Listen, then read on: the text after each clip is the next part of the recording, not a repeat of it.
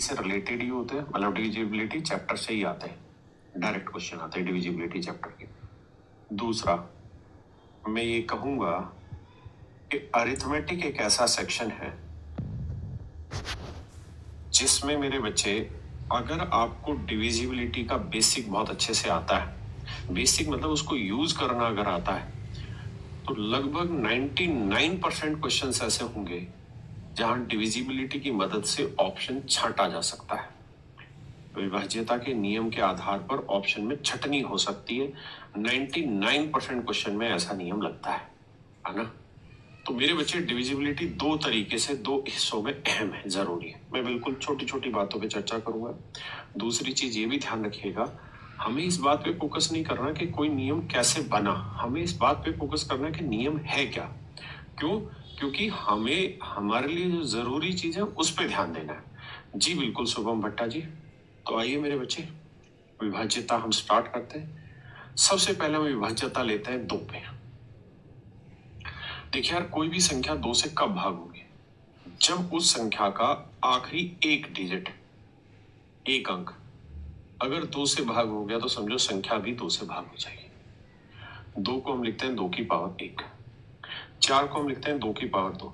तो जब किसी संख्या की आखिरी 2 अंक मेरे बच्चे 4 से भाग हो जाएंगे तो समझना वो संख्या भी 4 से भाग हो जाएगी, वो संख्या भी मेरे बच्चों 4 से भाग हो जाएगी, ध्यान रखना।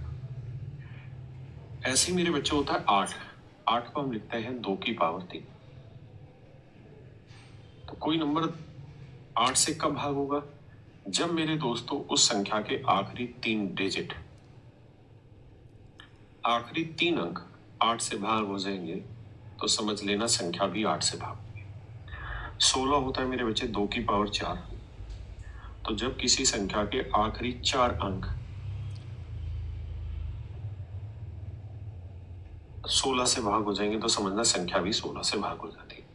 अब मोटा मोटा आपको अंदाजा आ गया कि 2 की जितनी पावर है उतने ही से डिजिट पे घूमना है। अगर मैं आपसे सवाल में कहूं कि यार कोई संख्या 2 की पावर n से कब भाग होगी, तो आपने ये कहना कि जब उस संख्या के आखिरी n अंक, जब उस संख्या के मेरे बच्चे आखिरी अंक जब आखिरी n अंक उस नंबर से डिवाइड हो जाएंगे 2 की पावर n से, तो समझो वो नंबर भी 2 की पावर n से भाग। अब इसका छोटे छोटे सवालों में इस्तेमाल करते हैं।